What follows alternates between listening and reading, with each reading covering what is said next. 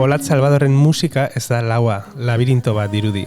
Zuge baten antzera okertu zerrestatzen da gure azalaren gainetik, sigisaga doa aurrera, eta gure ahulune eta zaurien inguruan bihurritzen da. Leuntasunez, haien gainean ukendu bat zabaldu nahian bezala. Eta ukendua aldi berean da gozo eta mingots, atximurka eta lastana. Izan ere, gureak bezala sentiarazten dizkigu kantuetan azaltzen dituen beldurrak, utxuneak, dardarrak.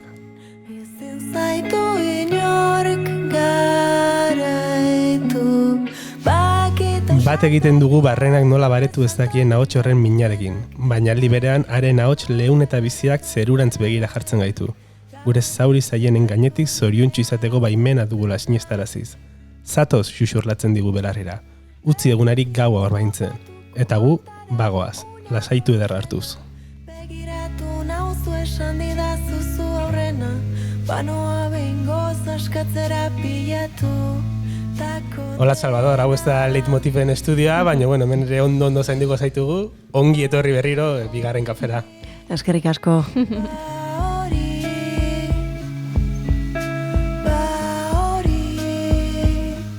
Eta lehenik eta behin azalben bat entzulei, gustatuko litzaidakela neri horrelako sarrera bat idaztea, baina hori, hitz hauek ez dira neriak, Carmele Jaiorenak dira, kredituak merezituen entzako.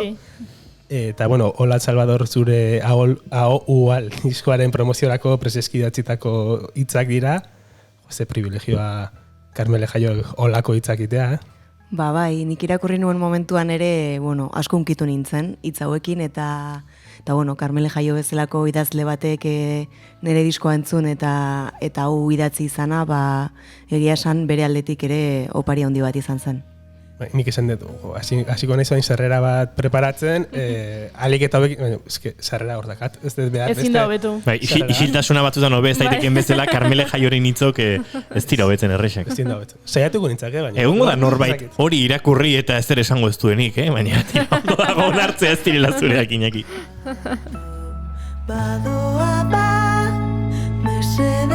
Eta bueno, erabilidez ze ondo azaltzen duen diskoan barrenaen daun guztia, ez? Ahuldadearen indarra tituloa jartzen dio, eta diskoan musika ez ezik hor definitzen du AOUAL barruan dauden mamu, gai, kontraste guztiak. Hori da, gainera askotan egiten dugun promoziorako horria da deskribapen soil bat, ez, diskoarena, eta polita irutu zitzaigun, deskribapen honi poesia pixka bat gehitzea, eta horregatik jo genuen bere gana, eta azkenean hain ondo edo hain polit erantzun izana, hortxe ondo gordeko dudan testu bat da.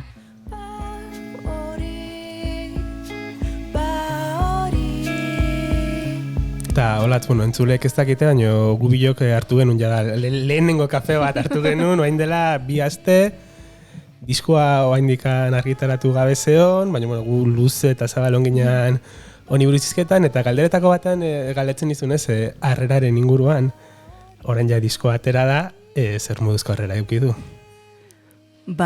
Izan du harrera hain ona, momentu batzutan beldurtu egiten naizela.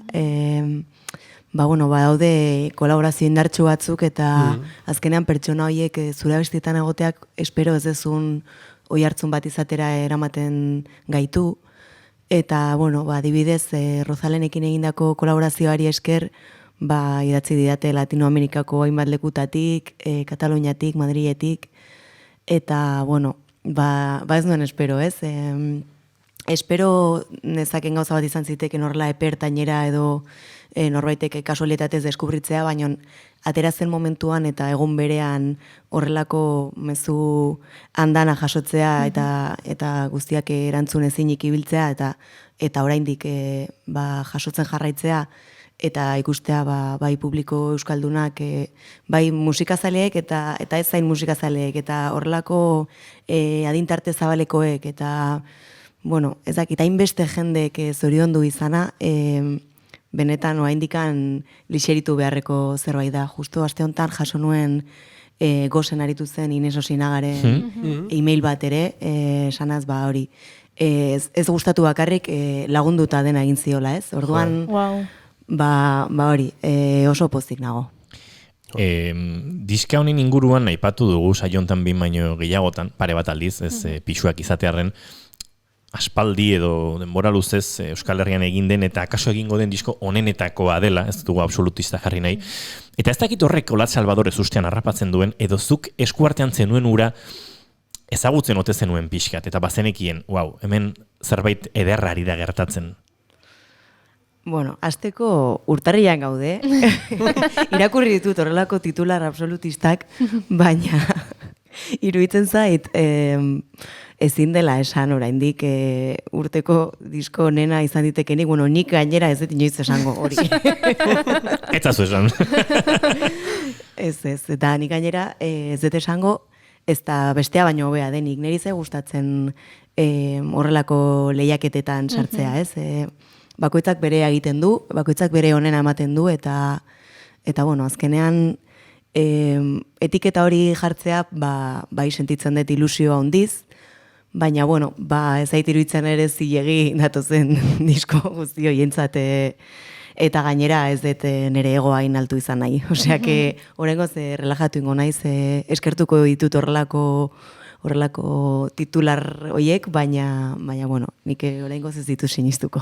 Lerroburu kalde batero zita galdera berbidaliko dizut. Bazenukan sentsazioa diskoa benetan oso ase geratzeko moduko, oso mimoz, oso taldelan ederraren ondorio sortutako gauza polita zela. Bazenun puntu bat, hau polita geratzen ari da. Akaso beti izaten da, ez dakit. Ez dakit, ze pasa ditut gora bera handiak, eta sentitu eta askotan bai zuk esaten dezuna eta bai justo kontrakoa, ez? Azkenean lan bat zuk sinatzen dezunean, segun nola harrapatzen zaitun, egun batean esan dezakezu, ez, hau ezan. Urrengo guna esan dezakezu, ze disko ederra indeten, edo degun, eto esan da. Eta horrela, espektro guztitik zehar ibili naiz, batzutan ebitatu egin deten zutea, azkenengo hilabetean, egon diragun batzuk noen esan deten ez entzun gehiago. Utzi oxigenazio bat, eta orain berriro hain naiz gerturatzen promoari eta zuzeneko esker asko hain naiz entzuten abestiak, baina ja bestera batean, eta ja ikusita behin publiko egin direla eta jaso dudala horrelako berotasun bat jendearen aldetik, berriz nik jagoxo hartu ditut kanta hauek. Distantzi pixkat behar dezula batzutan zure abestiatik, ez saturatzeko zure abestiakin iritsi baino lehenago, jasi. Hori da, eta abesti guztien atzean dago kriston lana, erabaki asko eta burua uste handiak, eta bueno, nik nahi nuena zen justo entzutean pozik entzun eta ez pentsatuz, azkenan gitarra hori ez genuen sartu, edo abesti honek izan martzuen rockeroagoa, edo nahiago dut askatu, eta ja, bueno, abesti ez gozatzen hasi. Izugarrizko lasaitasuna zuretzako ere bai ez, musika zure bide bihurtzeko pausua edo autu hori hartuta, ja lehenengo astean, eta hori, aipatu ditugun titular, baino titular horietatik kanpo goxotasuna, ez, jendearen goxotasunak laguntzen dula pauso hori mandezunean, behintzat, ondo goaz. Bai, egia esan laguntzen du, baina batez ere lagundu dit, nere barrura begira, ja zenbakiei behiratzen hasi gabe. Lagundu dit, sentitzea jendea hain gertu eta bueno, prozesuan erekin egiten hasi direla sentitzen dut, naiz eta nik lehenago hasi dudan, bidera elkartu zaidala jende bat. Orduan, hori da oraingoz reskatatzen detena, naiz eta segurtasun ekonomikoa eta gauza hauek garrantzitsuak diren, noski. Aiga asko diskoaz hitz egiten, baino diskoaz hitz egin gabe, ahoual ditzen da, ezagit euskeraz gehiegi erabiltzen den hitz bat, egunerokoan den ahoualana, nusegun nuke ezet, baina hori ez, gazteleraz pein baino getan kontatu ezu gaztelazko rienda hitzaren sinonimoa, sinonimoa ez, euskerazko baliokidea da, baina beti izaten dezure bai ez, euskeraz badakala berezitasun batek, ez? Konta iguzu pixka bat. Ni ez naiz filologoa eta agian filologo batek programa hau entzun eta kristonak esango ditu nire interpretazioan gatik, baina nire prozesua izan zen, iztegian begiratu nuela rienda hitza euskeraz nola esango gote zen, eta hau alitz horrekin topatu nintzanean, lehengo aldiz nire bizitzan, erakarpen bat sentitu nuen, gustatu zitzaidan horren atzean egon ziteken guztia, ze alde batetik pentsatu nuen, etzan ni bilanen bilena, ez? nik bilatzen nuen hitzaz gehiago zan boteretze batekin lotutakoa. Eta hori gustatu zitzaidan, sorpresa hori ez, esaten dana, ez dakite, inglesez erabiltzen dan serendipity hitz hori, hola ez usteko aurkikuntza horietako batek eman zidan bide hori, eta hori, nik ere ez egunero erabiltzen ez da gutxiagorik ere, bola da hontan bakarrik. Baina ekarrizta guzetan egunero. Egunero. Bai, uste dut hemendik aurrera Euskal imaginario txiki hontan, azkera inbeste, gehiago erabiltzen hasiko garala kaso, zegia da baduela, ez? Kontzeptu asko lotzeko edo ekartzeko aukera ematen duen hitz bat badela, eta... Habira, postuko nintzateke aletxo hori jarri izatea. Gusaio hontan hitz berriak sartu zaleak gara oso, eta saiatzen gara, hola, edozeina hitzakipean, hau deskubritu dugu, eta esur berritu, eta holako hitzak gurera sartzen, eta hau hola ere, hau hola askatu edo holako espresiorik jarri behar dugu. Eta arira, nola zan... Horratzetik arira. Horratzetik arira. Bai, por cierto, esateko euskarazko modu jator bat. Horratzetik arira. Eta isur berritu aurdun aldiarekin lotutako hitz bada, baina paleolitu garaitik euskararen logikatatik datorrena. Eta garaiko teorietan oinarrituta, nor jartzen zituen ezurrak, nor kodola eta aragia, eta beste batean kontatuko izugu. Zu etorri zara hitz egitea eta ez gu. Agian apunteak hartzen hasiko naiz. Saioa bukatuta kafetxo atego izugune bazu. Sarreratxo horretan egin degunan Karmelerena hor bazeuden kontzeptu batzuk, ahultasuna horrela, baina disko guztian ebai dagoen beste kontzeptu bat da gaua. Eta igual hau nahi naiz lapurtzen sarraskirako, baina esalitako bat hor bada gauak pizten zaitula, ez? Gau ez pizten zaren pertsona, ze aktibo zaude momentu horretan. Bai, gaua oso eroso sentiarazten hauen zerbait da. Sentitzen dut egunak baditula estimulu gehiegi eta bueno, egia da gaua iristen denean dena niretzako lasaitu egiten dela, behintzat kanpora begira, baina aldi berean barnera begira ateratzen direla igual egunak azaleratzen uzten ez digun hainbat gauza. Hori iruditzen zait edo nigan bintzat horrela bizi dut, eta orduan hori da niretzako nire burua entzuteko momentu honena. Eta aldi berean, badaude hainbat iluntasun letretan eta bar, eta hori gauarekin lotzen dudan zerbait izan da, azkenean noski metaforikoki gaua, edo literalki ere bai ez, gaua iluna edo iluntasuna delako, eta pixka bat horri bili naiz bai.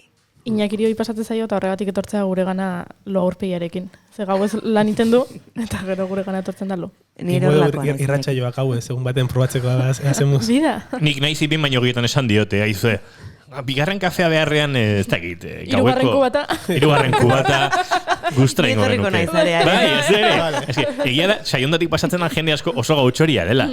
Segurazki, sormenarekin eta badagoelako lotuta, ez? Arratsaldeko, ez dakit, ritmo zirkadian hori edo, baina asko gertatzen zaigu. Bai, tira, ez dut gehiago zango. Bueno, ja laizter, zure lehenengo abestia entzuteko aukera biko dugu, desiatzen gaude, baina lehen aipatu den elkarrizketa hortatik usatu zaidan pila bat kontzeptu bat izan zen intuizioarena, eta erreskatatu nahi dut onerako, zezuk esan ez, intuizioa dela zure bidea komentatu zenian, eta gure entzulek ere nahi dute jakin zergatik handakan intuizioa, golako garrantzia barkatu zure bizitzan. Uste justo intuizioa ez dela razionalki azaldu daiteken zerbait, orduan ezin dizut eman horrelako azalpen fisiologikorik, bakarrik ikusi dut nire intuizioari kasu egin dio danean, bide zuzen aukeratu dudala. Askotanen zalantzatia izan naiz erabakiak hartzerako momentuan, eta ezin izan dut razionalki azaldu, baina aukeraketa bat egin dudan momentu horretan barneko zerbaitek ala esan didalako, asmatu dut, orduan horregatik naiz intuizioaren oso jarraitzailea, eta hori, agian norbaitek badauka azalpen arrazionalagorik edo. Zientifikoren bat, edo irakurri izan dut, intuizioak badaukala horrelako balio bat, azalduta dagoena eta arrazoituta dagoena. Energiarekin ere alako lotura badu intuizioak, ez? Energia pertzepzioarekin atzo donapean iznito kontatzen zigun bi pertsonen komunikazio ez berbalaren artean, badagoela batak eta besteak transmititzen duten uinen arteko talkatik edo. Beraz, egongo da ziurre intuizioan ere zientifikoki aztertu liteken zerbait, baina ala egingo bagenu poesia non geratzen da, ez? Kontatu digu, entzule batek idatzi dugu ze irudi polita, gauarekin lasaitasuna dator gaueko animazioarekin batera. Interpretazio askoz politagoa da, eta ez du arrazionalizatuko gehiegi intuizioa. Naiz eta nik intuizio beharren ikusi da nere burua, ze uste dut, Ola Salvadorrek lehenengo kantu eskaini barrigula, eta ez dugu adostu ze horrenetan izango diren kantuak. Ze joko digu, Olatz? Asmatu nahi nuke, baina... Nahi badezu zuek aukeratu, zer dion zuen intuizioak. Ez nahi aukeratu Goiuri. Ez. Zure txanda da. Ez que nik nahi dut denak abestea. Eta hori Denak ez, posible. hiru eta gaina esan digu zein diren, beraz... Baina, ez garen gu. Ez garen gu oso zaleagia. Ados.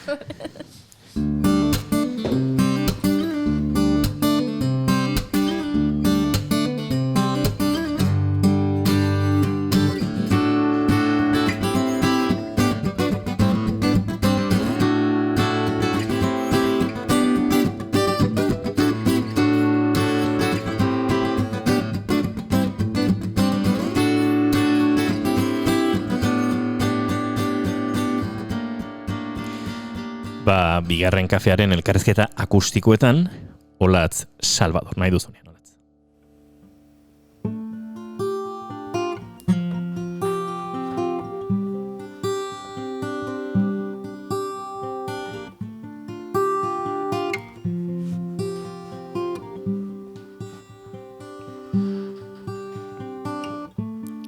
Ez dakit nola baretu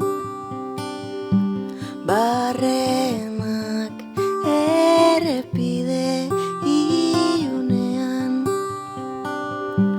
barrena galdu zaigu orain arte,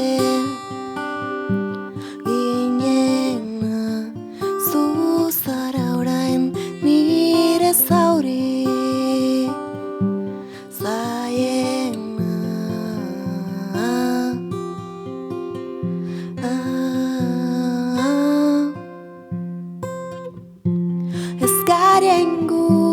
izateko prest egon nahi dut ala beharrez, ez gara inon topatuko aurrez, naiz eta nik zu ikusi gauez, ez garen gu izateko prest egon nahi dut ala beharrez, ez gara inon topatuko aurrez, naiz eta nik zu ikusi gauez.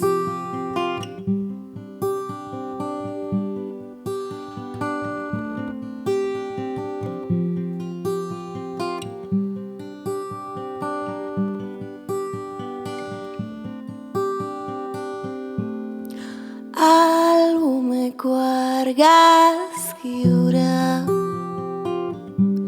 azkena zoriontsu izateko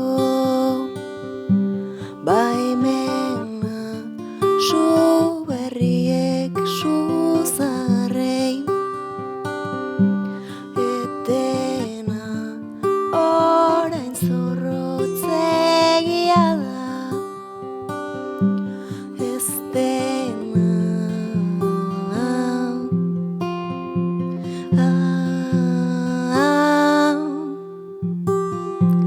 ez garen gu izateko prest egon nahi dut ala beharrez, ez gara inon topatuko aurrez, naiz eta nik zu ikusi gauez, ez garen gu izateko prest egon nahi dut ala beharrez, ez gara inon topatuko aurrez, naiz eta nik zu ikusi gauez.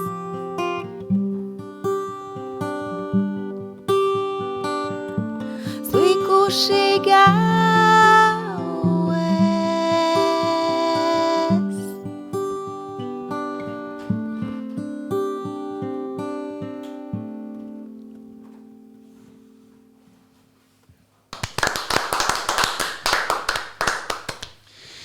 Beno, badator, Olatz Salvador berriz ere gure elkarrizketa gunera utzi lasei gitarra Olatz, ez dauko presari, ez dazu korrik egin, ez da erori Martin Zoragarri hori, ez dugula horrelakorik nahi, eta dagoeneko gurean dugula, murgilduko gara berriz ere elkarrizketan. Bueltan zara Olatz, bai? Bueltan naiz bai. Ze polilla, Mila esker. Wow. Lasaitasun bat ematen du, Bai. de repente hor. Bai. Eta Olatz lehen aipatu duzu Rosalen, baina Rosalen ez da diskoko kolaborazio bakarra, bat baino gehiago daude hor daude Idoia Zurmendire bai, Lamare, Iban Ferreiro, esan zenean gustatzen zaizula horrelako gauzak egitea, eta, bueno, ez dakit pixka bat sakondu dezakezun kolaborazioak egiteko arrazoiagatikan, hainbeste pertsona zertzagatikan, edo...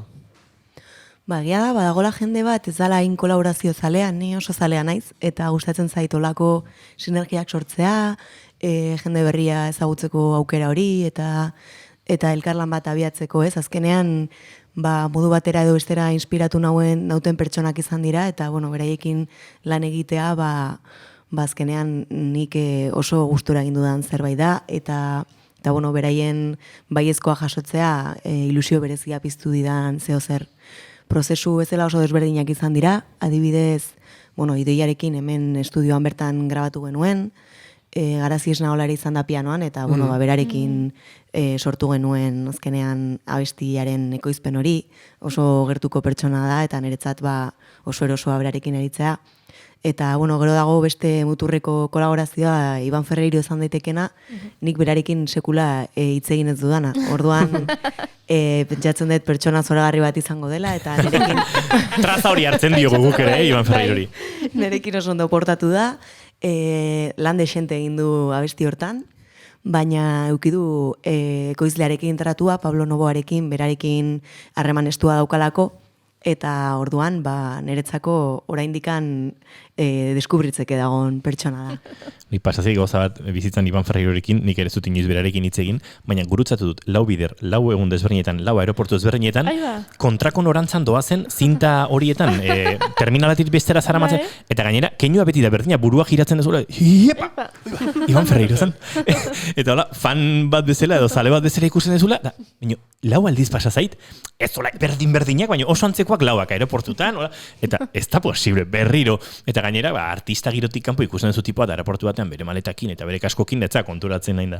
4 bider tokatu zait, Iban Ferreirokin gurutzatzea aeroportutan. Bea giratzen dara bai. Zoritxarrez ez. Urrengoan esango diot, Iban, Olatz Salvadorren laguna naiz, eta kaso horrela egingo du. Tira, Olatz, broma galde batera, Pablo Novoa aipatu duzu, eta uste dut diskonen inguruan asko aipatu den izena ere badela. Eta ezin esan daiteke disko hau oraintxe gaur 2021 batean ulertuta bakarrik dela Pablo Novoa Olatz Salvadorren gandik gertu izan den norbait, ze dagoeneko badago ibilbide bat, badago elkar ezagutu zenutela denbora desente, elkarrekin aritu zarete, diskoaren prestakuntza noski zuzenan ere bai, ez, badago prestakuntza edo lapikoan heltzean sartutako proiektu baten prestakuntza lan guzti hori, ez? Bai, badago, baina egia da dena pixka bat honi begira sortu dela. Egia esan, Pablo Novoa ekoizle aritzaren ideia disketxetik proposatu zidaten, beraik harremana daukatelako berarekin, eta, bueno, hasiera batean, ni ere pixkat mesfidatinen bilen, batez ere ez ezagutzatik, ez nuelako berarekin inungo harremanik, eta lehengo harremana izatea horrela disko lan baten ekoizpenerako, bueno, hasiera batean bertigo puntu bat ematen duen zerbait da, eta gainera, bueno, ekoizle batekin lanean hastean oso zaila da bi izaera desberdin batu eta norantza berean jartzea, bakoitzak bere ekarpenak egiten ditulako. Baina kasu honetan oso erresa egin du berak, hasieratik oso implikazio maila altua erakutsi du, oso lurtiarra da, oso gatorra da, eta denerako erraztasunak ematen ditu. Orduan, hasieratik esan zidana izan zen, ez dugu ezer egingo zuri gustatzen ez zaizunik, hemen helburu nagusia da zu gustora egotea, eta horren alde egingo dugu, nik nire ekarpenak egingo ditut, eta zuk atzera bota nahi dituzunak. Orduan, berak ja, lan eremua oso errex jarri zuen, eta hor hasi ginen lanean, egia da zuzenean ere koinziditzeko aukera izan genuela, Eta bueno, uste dut, esango nuke badaukat horrelako intuizio bat Euskal Herritik asko ikusiko dugula hemendik aurrera. Ze ona, bueno, Pablo Novoa asko ezagutuko dute telebizatik noski, baina bere ibilbide musikalean, bakarkakoak, beste taldeekin, gitarrista lanak, ekoizle bezala, Josele Santiagorekin, Iban Ferreiro berarekin noski, beste hain ezagunak ez diren talde batzuekin, orain Olatz Salvador ere zerrendoan da sartuko dugu, baina ibilitakoa dela, eta diskonen grabaziorako, bueno, izan dituela bidelagun Olatz Salvador bera, eta hortxe negoziaketak, ez? Onaino eta araño, Ander Zulaika baterian, Jagoba Salvador baxuan, eta Matxin Zaldiaz gitarran. Pablo Novoak berak, hainbat gitarra, sintetizadore, eta programazioen ardura hartu du. Bada, ez ditu gehiago esango saltuarena, onartu dezu leheno diskoen arteko konparaketak ezkizuela gustatzen. Bada aldiz aurreko diskoarekin antzekotasunik ere, sintetizadoreen presentzia, sonido sintetikoagoen paper hori, ahotsean efektu luzeak erabiltzea, bestelako joerak, ahotsak lantzea, beraz, badago Olatz Salvador iraganeko hartatik ere disko honetan, Olatz, naiz eta Pablo Novoaren eskua, akaso nabari daiteken, baina ezin esan daiteke diskoan aldaketa abrupto gogor bat egon denik zure estiloan ere. Edo bai? Zango zenok ezuk? Nik batzutan sentitu dut baietz, eta jendearen gandik jaso dut ez. Orduan, niretzako pozgarria da jendeak ni identifikatzea lan honekin, ze azkenean ez nekin ea beste norantza oso desberdin bat hartuko tenuen konturatu gabe, baina, ez da horrela izan. Eta beste diskoarekin, hori alderaketan edo erori gabe, baina egia da, badaukala horrelako atmosfera bat nik esango nuke identifikatzen hauena. Eta hori askotan, erabili izan dugu aditzu ezela prozesu hontan zehar hau olatztu behar da edo, gazteleraz ez egin dugu, baina euskarazko itzulpena hori litzak, ez? Errexagoa da euskaraz esatea olaztu behar da, gazteleraz esatea baino, ez? Hori da. Ez daiko olaztu arlo, esan duke. Eta Pablo gia ulertuko lukez, euskarazko bitz batzu menperatzen ditu, ja. Bueno, musikarek ere ipatu ditugu, aurreko diskatik onare izan dira, musikari asko zure biretan, aldaketak, musikari berriak, Ander Zulaika ikusi genuen, Jagoba Salvador ikusi genuen, Matxin Zaldiaz eta Pablo Novoa diskoan. Ez dakit Matxinen errua den, Pablorena den, edo biena pixka bat, baina gitarrek presentzia gehiago daukate, bigarren diskonetan, zu sentitzen duzu elektrika riff horiek akaso lehenengo plano batera iritsi direla, atmosfera horiek ukatu gabe? Izan daiteke baietz. Pablo berez izatez gitarjolea da. Beraz, seguraski bere eukitua hortxe nabarituko dugu. Egia da, hainbat abestitan bi gitarra badaudela, eta biak oso desberdinak direla, azkenean, Pablok eta Matxinek... Bakoitzak berea grabatu duelako. Hori da, eta biek oso referentzia desberdinak dauzkate. Zeona. Eta oso soinu desberdina. Orduan gustatu zaigu baita kontraste hori egotea bertan, ez? Azkenean hori Pablok badauka joera bat gordinago egiteko eta arregloetan zentratzeko eta nik Matxin eraman nahi izan dut pixka bat nire terrenora dela atmosferikoagoa, efektu askorekin eta pixka bat gehiago identifikatzen nauten gitarretara. Orduan hor bilatu dugu oreka.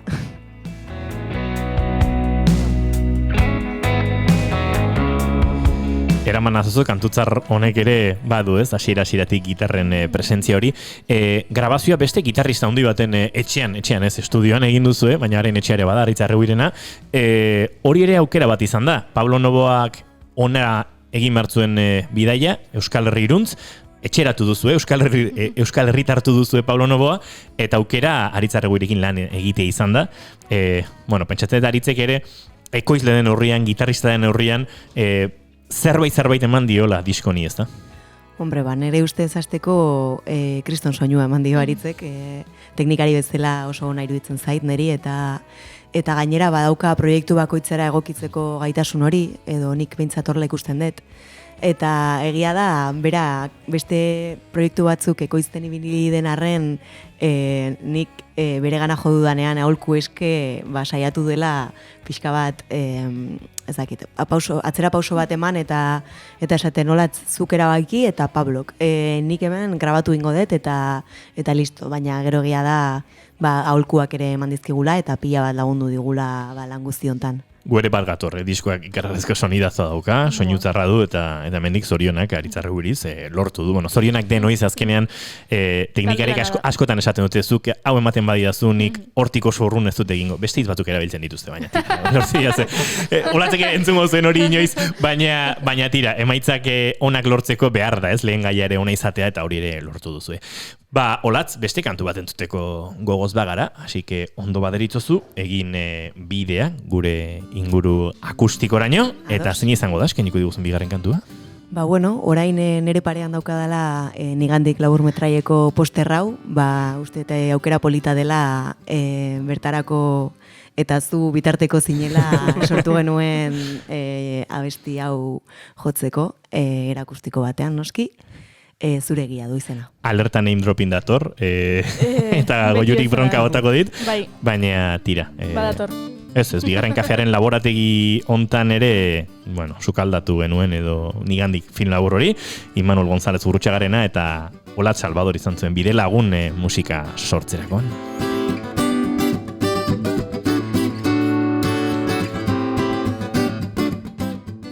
Eta bide batez eskertu behar diogu Ander Zubilegari sortutako hau, guretzat akustikoetarako sortutako musika esklusibo hau. Olatz Salvador bigarren kafearen elkarrizketa akustikoetan, segundu bat emaiazu Olatz, mikroak iriki behar dizkizugu eta ez dagozkienak itxi, eta orain bai nahi duzunean, zure egia.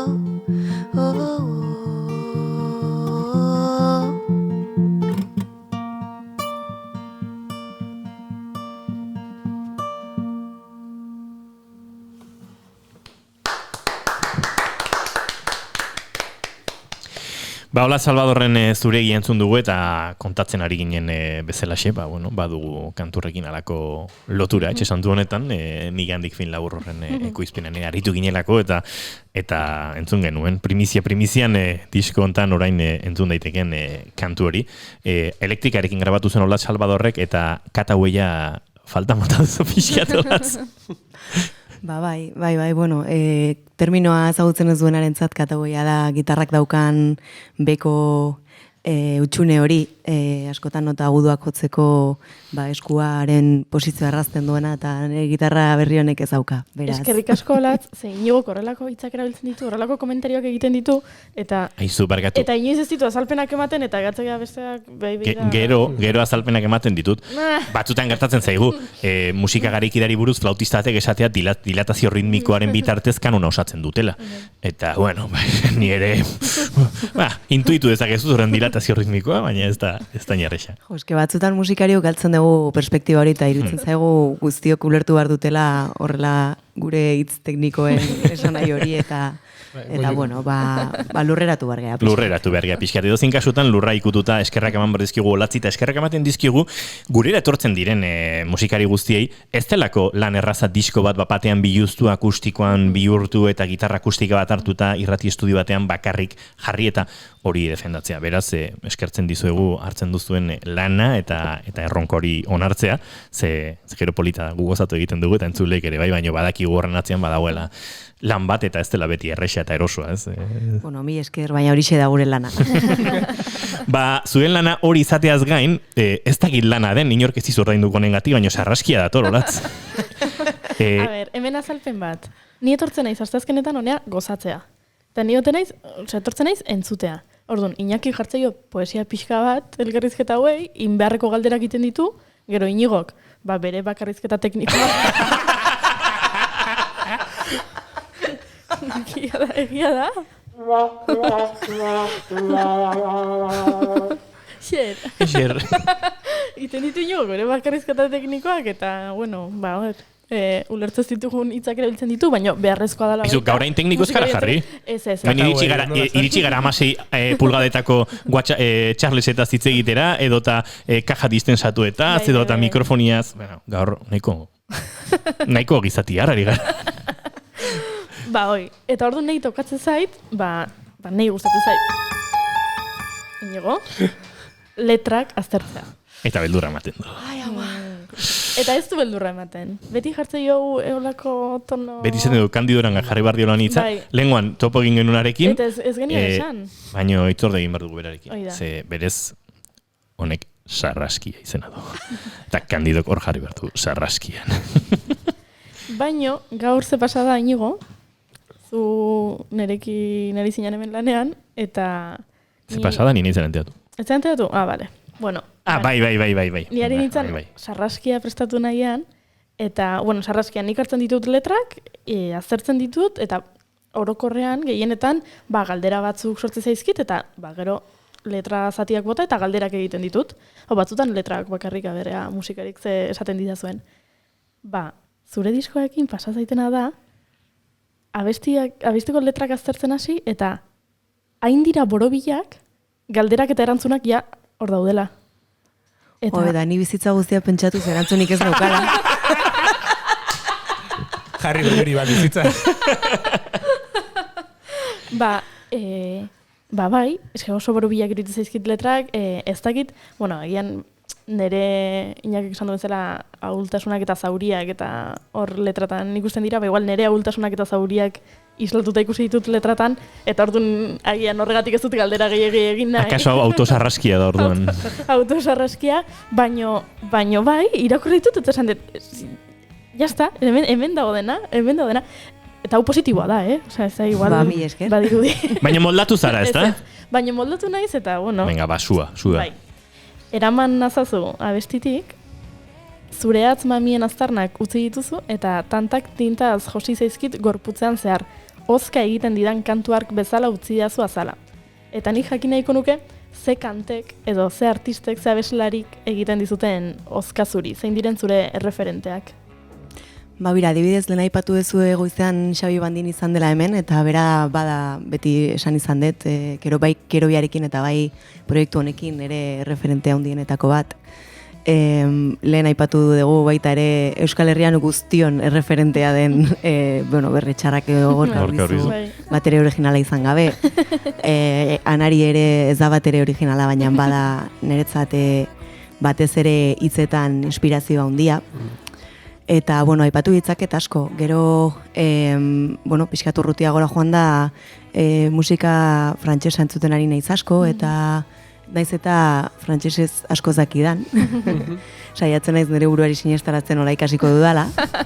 Baina gustatzen zaite fonetikoki daukan soinua, eta bueno, badaude proiektu asko erakartzen nautenak, hasi naiteke nahi badezu izenak esaten, ezakit. Bueno, saio hontan oso erreferente zalea gara, beti gustatzen zaigu galdetzea, baita, bastakit, ikustarazteko zein diren artista. Eta ze plazera hartzen duzun norbaiten erreferenten artean zure erreferenteak topatzen dituzunean? Bai, eta hoi pasa zait nahi, abesti honekin, lehen aipatu dut, nire eguneko maite dutean, zenei Elvira Sastre asko gustatzen zait, eta eraman nazazu abestian Elvira Sastreren poema bat sartu duzu. Entzuten ari gara? Y no sé cuándo me gustaste más. Si cuando te contemplé, proclamándote diosa. O cuando te observé, confesándote humana. Nola izan da, nola erabaki zenuen letra usartzea, edo azkeneko momentu gauza bat izan da, edo abestia sortu duzu hau irakurri ostean, nolako izan da prozesua? Egia esaten baizut, ez dut guztiz gogoratzen ea zein iritsi zen lehenago, nik uste abestia, nire bizitzara poema iritsi zen lehenago, baina abestia sortu nuenean, batean bururatutako zerbait izango zela esango nuke, eta Elvira Sastreri pertsonalki baimena eskatzeko aukera izan nuen, literatur jaialdi batean bere hitzaldi bat ikustera joan nintzen, eta gero bere jarraitzaien kolarraldoi bat egin nuen, eta nik esan nion, nik ere idazten nuela, baina beste era batean, eta nik nire disko bat eman nion, eta esan nion niretzako bera inspirazio iturri zela, eta berak esan zian bere edozein poesia musikatzeko baimena banuela. Wow. Eta orduan nik hitzoiei eutxita sortu nuen hau, naiz eta hortik aurrera berarekin harremanetan jartzen saiatu naizenean ez dudan lortu, eta uste dudan berak ez duela jakingo. Mistika hori ere polita da. Bai, hori polita da. Espero dut salaketarik ez jartzea bengatik. Ez dezala entzuna. Edo bai, edo entzun dezala bai. Esan dezala zeo zer. Sarraskerekin jarraituz, hori abestian, esaldi hau, ez dut inoiz topatuko honetarako unea proposena, begiratu nazazu, esan didazu, zu aurrena, banoa behingoz askatzera pilatutako dena. Abestien bitartez askatzen duzuzuk pilatutako dena? Bai. Begiratan ezin zaitu inork gara. Eta sarraskia gainditzeko azkena falta zaio. Gelditu horra bestian, gaur tristura darizu desegonkor, mine baten badizu ez egon hor. Ze garrantzitsua den maite duguna urruntzen uztea batzuetan. Uste duzu abestien bitartez lortu daitekela horrelako mezuak jendeari iristaraztea? Gaizki egiten badizu joan eta ondo egiten badizu gelditu hor? Uste baiet, abestiak oso garrantzitsuak direla zentzu horretan. Eta gainera, jende askok esan didan zerbait izan da, jendeak honekin ilustrazioak egin ditu, benetan flipatzekoa da hau dena, baina 3 ilustrazio desberdin iritsi zaizkite mezu honekin, eta hor ikusi dut benetan ze garrantzitsua den, bi alde horiek ez, hon egiten badizu gelditu hor, baina mine ematen badizu ez egon hor. Hori da, agian maitasunetik erakutsi behar diguten lehenengo gauza, edo bizitzatik, agian, egon daitezke lekuak, esperientziak, pertsonekin zer ikusiarik izan gabe, hon egiten ez digutenak, edo kontrakoa. Nik aurrekon bilatu nun hor Twitterren jarri nun Olat Salvador ikusteko jendearen reakzioak, pixkate bai prestatzeko hemengoa, ea jendeak esaten zuen, eta bai, igual zela esaldi hau gehien errepikatzen zena, ez, como nire ere entzun nun lehenengoan atentzio dituzien, esan du, ostras, indarra daka esaldi honek, goiurire bai, honek jarri du, baina ez gara bakarrak, jendeari esaldi honek indio como, dardo bat bezala, dianan asmatu duzu esaldi honekin. Bueno, anela bakak, orain ez diot nire buruari egotziko meritu hau, baina niretzako ere esaldi indartsua da. Bai. Beno, gustora asko gaude Olat Salvadorrekin, gustora asko ari gara, baina Gau helduko da. Gau helduko da, eta guk azken kantua eskatu behar diogu agurtu aurretik. Bide batez, Iñaki Lasa datorren ostegunera arte. Asteazkena. Asteazkena arte. Ia esteari eguna jaten ari naiz. Goiuri, zu bihar arte? Bihar arte. Entzuleak bihar arratsaleko 4:00 aurrera hemen izango gara bigarren kafean, baino ez zaitez joan, ze Olatz Salvadorrek azken kantua eskaini bari Olatz, mila esker, plazer bat izan da, eta nahi duzun arte, gozatuko dugu Eskerrik asko disko hau zuei. eta zuzenekoak ere noski. Horrengoan hori, esan deguna gau ezingo dugu, eta Hori da. Hirugarren kubata. eta hirugarren kubata hartuko dugu. Mila esker.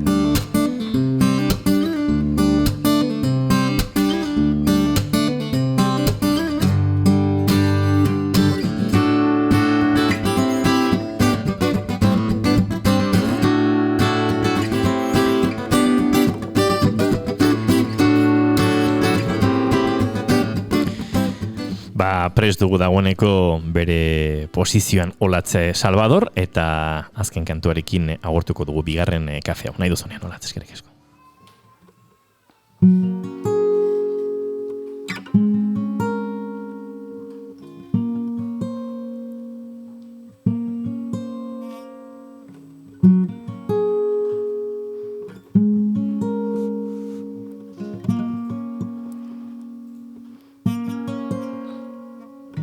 Gaur martxoak 18 eta portuak bibarku, noiz erori da sabaia, ta nola ez naiz hartu, bizitzak eraman zaitu, zen eraman lekuraino, zerua ez dago argi, zerua ez dago laino, hau alak nahi eta hain zabiltza ahul, hau alokatu horrek egin zaitu hau txaul, eguzkiari uluka, uluka hotz eta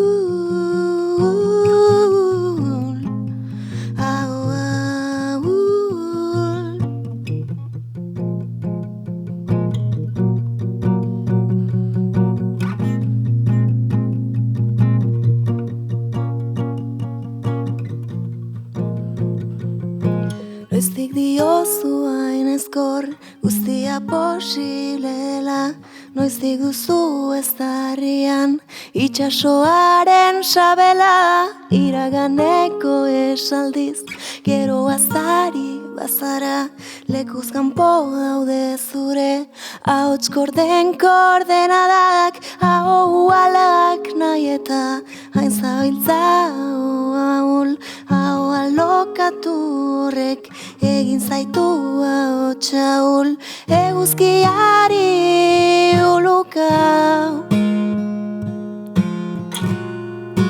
uluka hotz eta